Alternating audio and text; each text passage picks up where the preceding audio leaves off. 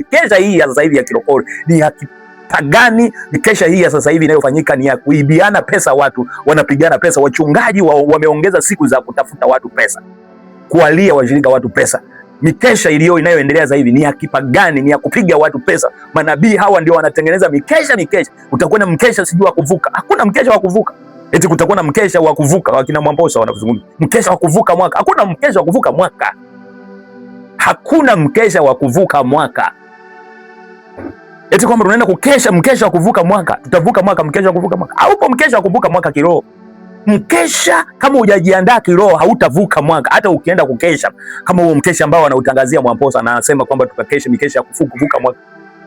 Hiyo ni system na mbinu za kupiga hela tu. Hakunaga mkesha wa kuvuka mwaka, hakuna mkesha wa kuvuka mwezi wa kwanza, hakuna mkesha wa kufungua maisha yako yaende, hakuna mkesha, hakuna utaratibu wa kibibilia. Hii ni saikolojia tu ya watu kutengeneza pesa na kuwarubuni, na nyinyi mmekuwa kama wajinga warokole. Kuna mkesha wa kuvuka mwaka? Hakuna. Umeshauona kibibilia huo mkesha wa kuvuka mwaka? Ukiambiwa ni mkesha wa kwenda kuwaona maadui zako, mkesha wa kwenda kuua shida zako, mkesha, hakuna hicho kitu. Hakuna mkesha kibibilia, haipo. Ni system za kupotosha kanisa, na wewe umepumbazwa, unaenda kutoa hela zako sadaka. Ni system imetengeneza hii minabii hii imetengeneza system hii ya kupigia hela. Imeona Jumapili siku za ibada haitoshi, wanaongeza hivi vimikesha hii. Hakuna kwenye Biblia mikesha hii ya Ijumaa, ni upagani tu, watu kutokujua tu, ni ulimbukeni tu wa kiroho, watu wameshindwa kuyachunguza maandiko. Tunazungumza ukweli, chukia usichukie, ila nakwambia wapo wachache wanaoenda kufanya mikesha kwa kumaanisha, wakienda kumtafuta Mungu. Lakini cha ajabu, kwa sababu kuna system kule, wakifika kule hakuna anachokipokea, anarudi mkapu tu. Imekuwa kama desturi tu, usindikizaji tu, ni miemko. Ninarudia tena, mikesha inayofanyika sasa hivi Jumamosi, Ijumaa, sio mikesha ya kibiblia na wala haina maelekezo ya Kristo ya Biblia. Ni mikesha imeanzishwa na wanadamu kwa ajili ya kupiga hela, kutafuta mapene. Watu wanapigwa hela, sadaka ni nyingi pale, uje sijui na nini, uje sijui na kitu gani. Ni kupigwa hela tu. Unabaki kuwa maskini, umeshindwa kulala nyumbani kwako. Lala nyumbani kwako. Ndio maana Mungu akaumba siku, ikawa asubuhi, ikawa jioni. Maana yake jioni lazima upate usingizi, upumzike. Wewe umeenda kukesha huku unaimba. Unadhani kukesha ndio hivyo? Umeambiwa Mungu aliumba mbingu na nchi. Ikawa jioni, ikawa asubuhi. Wewe unaenda kukesha kanisani. Ukiamini huku unaenda kukesha, umeshindwa kwenda kulala. Kesha rohoni, sio kwenda unashindwa kwenda, unaenda kuchosha mwili tu.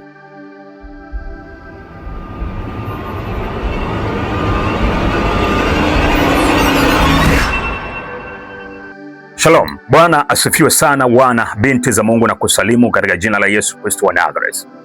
Leo nataka nikufundishe ama nijibu maswali tata. Moja ya swali tata ambalo limeendelea kusumbua katika ulimwengu huu, katika imani za Kristo leo. Watu wengi wanajiuliza maswali. Kwa nini watu wanakesha? Je, ni kweli hii mikesha inafanana na kile ambacho Kristo aliweza kukiagiza? Hii mikesha ambayo tunayosema sasa tunaenda kukesha, ndiyo mikesha halisi ambayo Mungu alisema tukakesha? Yaani Yesu Kristo aliagiza tukakesha? Fasiri ya kukesha ni nini? Au kuna jambo ambalo linaendelea liko kinyume na kile ambacho Kristo alichokielekeza? Ndivyo hivyo. Natamani nikuambie kwamba mikesha hii tutaenda kuangalia kama iko sahihi ama haiko sahihi. Kaa hapo hapo ili tupate kwenda kujifunza kwa jina la Yesu Kristo wa Nazareth. Katika Mathayo 26 na ule mstari wa 41, Biblia inasema, kesheni mkiomba, msije mkaingia majaribuni. Roho iradhi, lakini mwili ni dhaifu. Kristo anaongea na wanafunzi wake, anawaambia habari ya kukesha. Lakini kwenye kizazi na kanisa la leo tumekuwepo na utaratibu ambao tayari umeenea duniani kote. Watu wanakesha mikesha ya Ijumaa, wanakesha mikesha ya Alhamisi, wanakwenda kukesha. Na katika mikesha hiyo utakuta wanakesha kwa kuimba, wanakesha kwa kucheza, wanakesha kwa kusifu, kupiga nyimbo kwa mbalimbali kwa namna wanavyoweza. Ni sahihi kukesha kama vile tunavyokesha, lakini mimi ninachotaka nikwambie kwamba majibu ambayo Kristo aliachilia kwenye maandiko matakatifu, si vile tunavyotenda leo. Mikesha ambayo tunayokesha leo iko kinyume na Biblia. Mikesha ambayo imeinuka leo ni mikesha ambayo imetengenezwa na wanadamu, si katika maelekezo ya Kristo aliyoyaelekeza tuweze kuyatenda. Maanake Kristo alielekeza kukesha kwetu, si vile ambavyo leo tunakesha kwenye makanisa yetu, si vile ambavyo leo watu wanakesha kwenye mikesha, wanashindwa kwenda kulala, wanaenda kukesha. Wengine wanapitiliza kutoka kazini, wamechelewa, wanaenda kukesha. Wanakesha makanisani, wanakesha Ijumaa, wanakesha Jumamosi, bila kujua hii kukesha hakuko vile ambavyo Kristo alikuagiza. Anasema katika Luka 21 mstari wa 36, maandiko matakatifu yanazungumza hivi: kesheni basi mkiomba kila wakati, mpate kuokoka katika hayo yote yatakayokuja. Sasa huyu Yesu anazungumza na wanafunzi wake ama wafuasi wake, anawapa maagizo, kesheni mkiomba, wakeshe wakiomba. Tena anasema kila wakati mpate kuokoka katika hayo yote yatakayokuja. Lakini je, katika kanisa la leo, wachungaji wa leo, manabii wa leo wanawaelekeza watu maana ya kukesha ni ipi? Je, kule ambako wanakesha kwenye makanisa Ijumaa na Jumamosi na juma ngapi ni sahihi katika maelekezo ya Biblia ambayo Yesu aliyatoa kwamba tukeshe? Na kama sio sahihi, kwa nini kuna mikesha inaendelea kwenye makanisa? Hii ina maana gani? Maana yake mikesha tunayoikesha ni mikesha iko kinyume na Kristo alivyoagiza. Ni mikesha ambayo ina ajenda nyuma ya muovu Shetani. Mikesha hii imeanzishwa kuanzia kwenye miaka hivi karibuni. Ukiulizia wale watu ambao wameokoka muda mrefu, wamemcha Mungu muda mrefu, utakuja kugundua kwamba mikesha waliokuwa wakikesha si hii ambayo wanakesha watu leo. Hii mikesha imekuja juzi, na lengo la mikesha hii, wachungaji wa kizazi hiki, wachungaji wenye tamaa, wameona Jumapili haitoshi, au siku ambazo wamejiwekea siku za ibada haitoshi kuweza kutengeneza pesa. Kwa sehemu kubwa walioanzisha hii mikesha walikuwa wana ajenda ya kuongeza siku ambazo wanaweza wakapata kipato, lakini kiukweli hakuna muhimizo wa kiroho kwenda kukesha, kwa sababu maandiko hayaelekezi watu kwenda kufanya mikesha katika siku fulani fulani ambayo wamejipangia kwa mujibu wa maandiko matakatifu. Lakini hii imekuja tu ni kama mkumbo, watu wanaenda kukesha, wanaenda Ijumaa, wanaenda juma ngapi, wanaenda kufanya mikesha pasipo kuelewa maana ya Yesu kutoa agizo la watu kwenda kukesha. Na matokeo yake ukiangalia hii mikesha utakuja kugundua kwamba yani kinachoendelea kwenye mikesha ni watu kuimba, sherehe, yani ni zile emotions zinakuwa ni nyingi, burudani ni kama matamasha fulani ambayo yamekuwa kama desturi. Hakuna maana ya kwenda kukesha, hakuna, yani haileti maana ya uhalisia kwenda kukesha. Ndio ukiangalia kwamba kwa sababu chochote kikianzishwa na mwanadamu kinahusishwa masuala ya kiroho kitakuwa ni dhaifu tu. Kama hakina mwongozo wa neno la Mungu, hakina msingi wa neno la Mungu, kitakuwa kina utata, kitakuwa na uovu nyuma yake na ndani yake tu. Ukiangalia mikesha mingi, watu wengi wamejikuta wameingia kwenye dhambi kutokana na ile mikesha.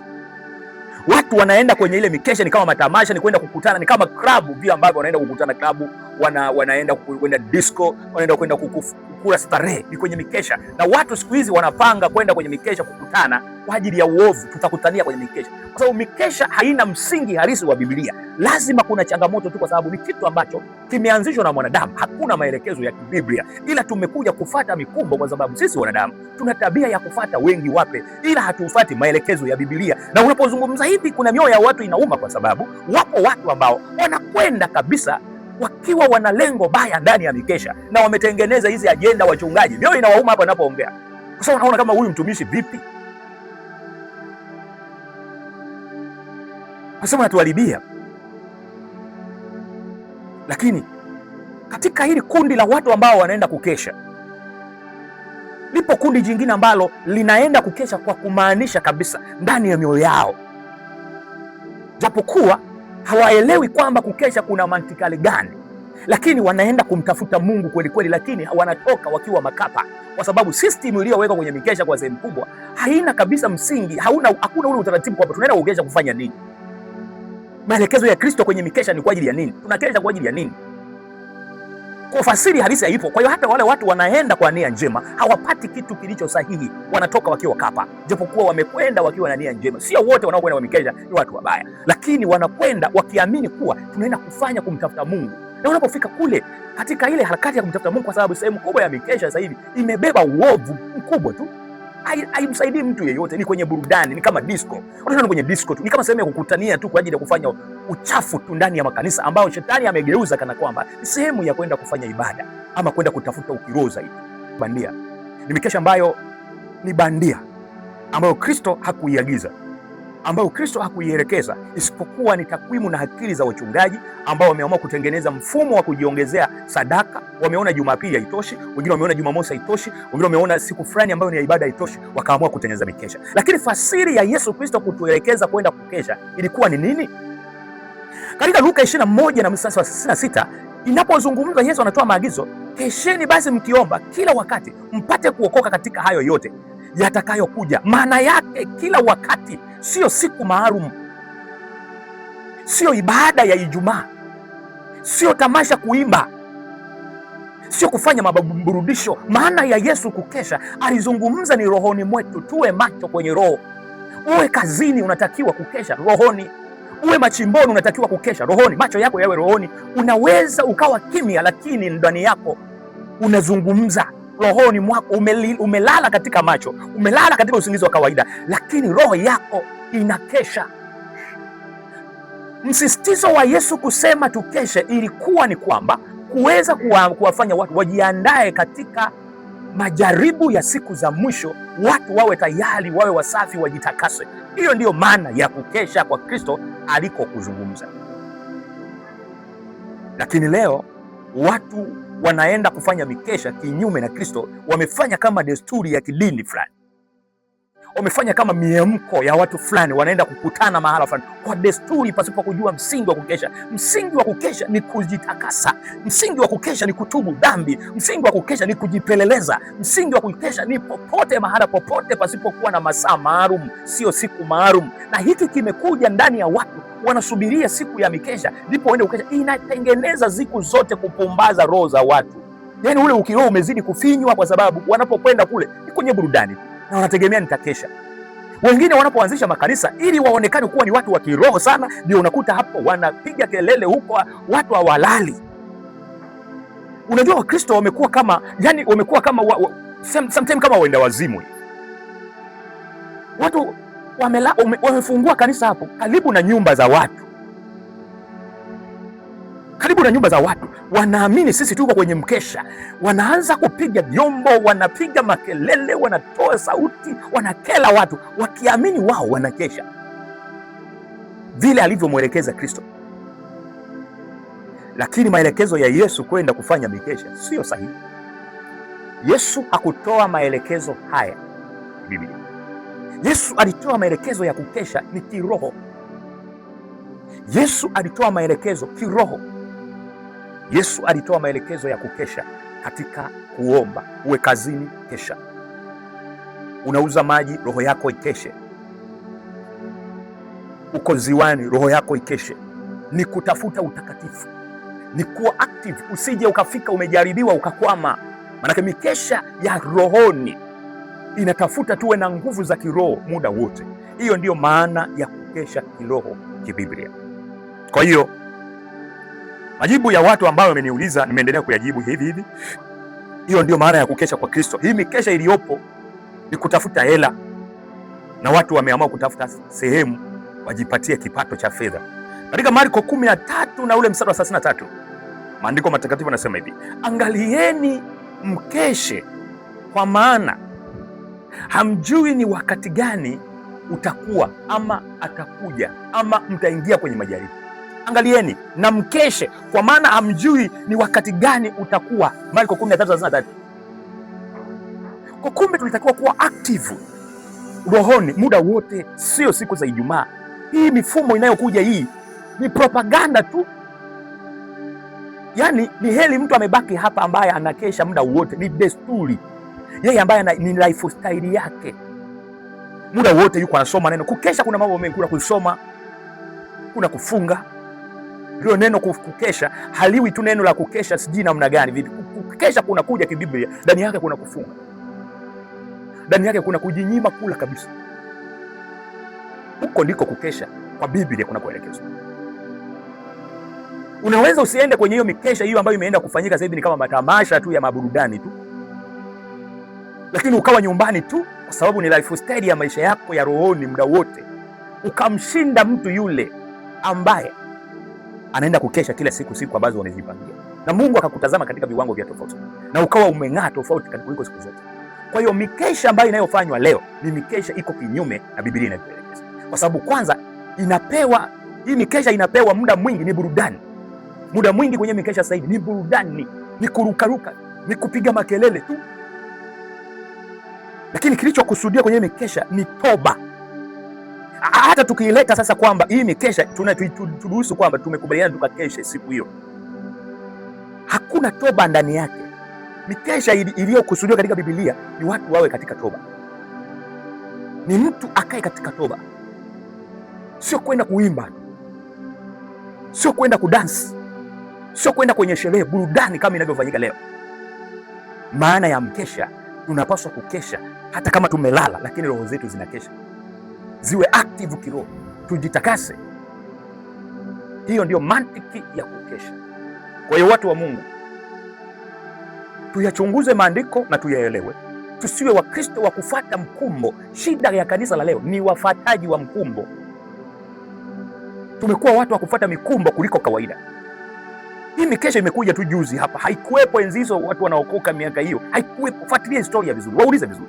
Mikesha imekuja ina ajenda za kimizimu ya kuwafifisha ukiroho, japokuwa kuna wachache ambao wanaenda huko wakiwa wanaamini wanaenda kumtafuta Kristo, lakini kwa sababu system iliyoko pale iko ni sehemu ya burudani tu, hawakutani na chochote, hakuna mabadiliko, na watu wanatoka kwenye hiyo mikesha ni kama wameenda tu kupoteza muda wa kulala, wanaenda kujichosha tu, wanatoka kule wakiwa ni wale wale, matatizo ya kiroho yako pale pale, changamoto ziko pale pale. Unaenda kukesha nini? So maana ya kukesha hujaijua, unaenda kupoteza muda tu na kupiga makelele tu, umeshindwa kulala.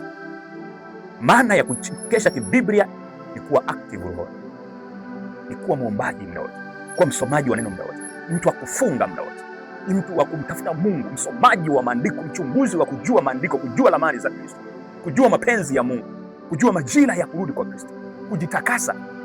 Hiyo ndio maana ya tafsiri ya Biblia kukesha, lakini sio mikesha inayofanyika sasa hivi. Hii kwa sehemu kubwa imejaa upagani na miemko na inachochea zinaa tu mle ndani. Sababu ukiangalia mikesha mingi watu wanakwenda, hamna hata heshima kwamba hapo wanaenda kukesha, wanakusanyika huko, huyu amevaa hivi, huyu anafanya hivi, hakuna utaratibu wote. Yaani imekuwa kama ni sehemu ya danguro tu. Mikesha sasa hivi imekuwa kama ni sehemu ya madanguro tu. Ukiona watu wengi wanaenda kukesha, unakuta hata walivyovaa tu ile mikesha ni hovyo kabisa. Wanasema wanaenda kwenye mikesha. Tafsiri ya mikesha haiko hivyo. Sasa hivi hapa ni watu wanatengeneza mifumo ya kupiga hela. Wachungaji wengi wamezalisha mikesha, siku za mikesha kinyume cha Biblia. Ni sehemu ya kujiongezea, sehemu ya kwenda kupiga hela. Wameona Jumapili haitoshi, wameona siku za ibada walizopangia hazitoshi, ndio maana wakaanza kuanzisha hii mikesha. Hakuna maelekezo ya Biblia yanayotushurutisha kwamba kukesha lazima tukakusanyike Ijumaa, Jumanne kama system iliyokuja sasa hivi. Na hiyo mikesha tunavyokesha, ninarudia tena, imekaa kiovu. Mifumo yake na uendeshaji wake umekaa kiovu. Hakuna mantiki ya maelekezo ya Biblia kwamba tunaenda kujitakasa, kumtafuta Mungu.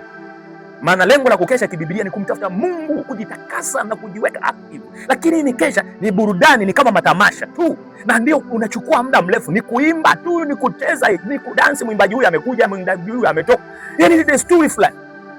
Imekuwa system sasa ya mikesha ya miujiza tu, tunafanya miujiza, tunafanya. Yaani ni kama kitu fulani kametengenezwa hivi, kutakuwa na miujiza kwenye mikesha, tutafanya miujiza kitu fulani, lakini ni utapeli mtupu ambao umetengenezwa, umekaa kiroho, lakini haumsaidii mtu yoyote. Mikesha sasa hivi haisaidii mtu yoyote kwa sehemu kubwa. Inawasaidia watu wachache sana, na wenyewe wanakwenda huko wakiwa na lile lengo la kwamba tunaenda kukesha, lakini wamefuata tu kama mission ya watu wengi ya kanisa, au mchungaji amezungumza tutakuwa na mkesha. Ni mikumbo tu imefanyika, lakini sehemu kubwa ya wachungaji kujipatia kipato, wapate hela, wapate sadaka, waongeze sadaka. Mikesha hii ya sasa hivi ya kilokole ni ya kipagani. Mikesha hii ya sasa hivi inayofanyika ni ya kuibiana pesa, watu wanapigana pesa. Wachungaji wameongeza siku za kutafuta watu pesa, kualia washirika watu pesa. Mikesha inayoendelea sasa hivi ni ya kipagani, ni ya kupiga watu pesa. Manabii hawa ndio wanatengeneza mikesha. Utakwenda mkesha sijui wa kuvuka, hakuna mkesha wa kuvuka. Eti kutakuwa na mkesha wa kuvuka, wakina Mwamposa wanazungumza mkesha wa kuvuka mwaka. Hakuna mkesha wa kuvuka mwaka, hakuna mkesha wa kuvuka mwaka. Eti kwamba unaenda kukesha mkesha wa kuvuka mwaka, utavuka mwaka mkesha wa kuvuka mwaka. Haupo mkesha wa kuvuka mwaka kiroho. Mkesha kama hujajiandaa kiroho hautavuka mwaka. Hata ukienda kukesha kama huo mkesha ambao anautangazia Mwamposa, anasema kwamba tutakesha mikesha kuvuka mwaka. Hiyo ni system na mbinu za kupiga hela tu. Hakunaga mkesha wa kuvuka mwaka, hakuna mkesha wa kuvuka mwezi wa kwanza, hakuna mkesha wa kufungua maisha yako yaende, hakuna mkesha, hakuna utaratibu wa kibibilia. Hii ni saikolojia tu ya watu kutengeneza pesa na kuwarubuni, na nyinyi mmekuwa kama wajinga warokole. Kuna mkesha wa kuvuka mwaka? Hakuna. Umeshauona kibibilia huo mkesha wa kuvuka mwaka? Ukiambiwa ni mkesha wa kwenda kuwaona maadui zako, mkesha wa kwenda kuua shida zako, mkesha, hakuna hicho kitu. Hakuna mkesha kibibilia, haipo. Ni system za kupotosha kanisa, na wewe umepumbazwa, unaenda kutoa hela zako sadaka. Ni system imetengeneza hii minabii, ili minabii hii imetengeneza system hii ya kupigia hela. Imeona Jumapili siku za ibada haitoshi, wanaongeza hivi mikesha hii. Hakuna kwenye Biblia mikesha hii ya Ijumaa, ni upagani tu, watu kuto kujua tu, ni ulimbukeni tu wa kiroho, watu wameshindwa kuyazungumza maandiko. Tunazungumza ukweli, chukia usichukie, ila nakwambia wapo wachache wanaoenda kufanya mikesha kwa kumaanisha, wakienda kumtafuta Mungu. Lakini cha ajabu, kwa sababu kuna system kule, wakifika kule hakuna anachokipokea, anarudi mkapu tu. Imekuwa kama desturi tu, usindikizaji tu, ni miemko. Ninarudia tena, mikesha inayofanyika sasa hivi Jumamosi, Ijumaa, sio mikesha ya kibiblia na wala haina maelekezo ya Kristo ya Biblia. Ni mikesha imeanzishwa na wanadamu kwa ajili ya kupiga hela, kutafuta mapende. Watu wanapigwa hela, sadaka ni nyingi pale, uje sijui na nini, uje sijui na kitu gani. Ni kupigwa hela tu, unabaki kuwa maskini, umeshindwa kulala nyumbani kwako. Lala nyumbani kwako. Ndio maana Mungu akaumba siku ikawa asubuhi ikawa jioni, maanake jioni lazima upate usingizi, upumzike. Wewe umeenda kukesha huku unaimba, unadhani kukesha ndio hivyo? Umeambiwa Mungu aliumba mbingu na nchi, ikawa jioni ikawa asubuhi, wewe unaenda kukesha kanisani ukiamini huku unaenda kukesha, umeshindwa kwenda kulala. Kesha rohoni, sio kwenda unashindwa kwenda, unaenda kuuchosha mwili tu, sababu roho yako ni ya muhimu kuliko hiyo mikesha hiyo. Watu wanashinda tu, wanachosha miili tu, unachosha miili tu. Sizungumzii kwamba kwenda kukesha kule kwenye hiyo mikusanyiko, kwa sababu kuna watu wanatengeneza mikesha kwa nia njema, kwa nia nzuri kabisa. Tunapoenda kwenye mikesha lazima tuwe tunaangalia mzizi, tunaenda kukesha mikesha hii, tumwache Roho Mtakatifu atuongoze. Lakini hii sio desturi ambayo tunaitakiwa kuifanya, ambayo leo imekuja sisi. Mikesha sio ni namna tu ya watu kupiga hela. Mkesha sijui wa mwaka mpya, nani mkesha wa kupokea mwaka mpya uko wapi? Kuna mkesha gani wa kupokea mwaka mpya siku ya Biblia? Haupo. Hakuna mkesha wa kupokea mwaka mpya, haupo mkesha. Nionyeshe kwenye Biblia. Ni system tu za kirokole ambazo zimekuja tu, ni za kipagani. Mkesha wa kuvuka mwaka ndio hiyo, napiga vita kabisa. Hala hata haipo mikesha ya kuvuka mwaka. Chukua nafasi hii. Neno la Mungu linasema katika nyakati za mwisho watatokea manabii na mitume watakaoanzisha, watayapotoa maandiko. Paulo anazungumza, ndio muda tulionao. Na kwa sababu na wewe umeshakuwa taila kichwani, ninapozungumza mikesha hii iliyopo, kwa sababu umeshaingia kwenye hiyo system, utaniona kama na mchungaji fulani hivi ambaye nimerudi. Lakini nataka nikwambie mikesha iliyopo ni ya kipagani. Kata usikatae, mikesha inayofanyika ni ya kipagani, ni upigaji wa pesa tu. Niambie, kuna sadaka ngapi zinakusanywa siku ya mikesha? Kuna kanisa moja walikuwa wanakusanya karibu milioni 60 kwa siku. Kwa Jumapili mnapigwa tena hela nyingine, na hiyo mikesha nyingine Ijumaa mnapigwa hela nyingine. Ni system za kupiga hela za wachungaji. Nikuachie hapo, asante. Kuwa na akili katika nyakati za mwisho. Muda wa nyakati za mwisho, muda wa kusoma maandiko na kuyaelewa, sio muda wa kufuata mikumbo. Upigaji wa pesa, danganyifu ndani ya kanisa muda huu ni mkubwa kuliko kawaida unavyofikiria. Lazima uamke kichwani, usome Biblia na uielewe. Usifate mkumbo wengi watu wamefanya kwenye ibada, usifate watu wangapi wanafuata. Kuwa kinyume na watu wengine kwa kusoma maandiko matakatifu. Usiangalie wangapi watakupinga katika huu muda, usiangalie wangapi wanakufuatilia katika huu muda. Fuata Kristo anavyotaka katika neno lake. Asante sana.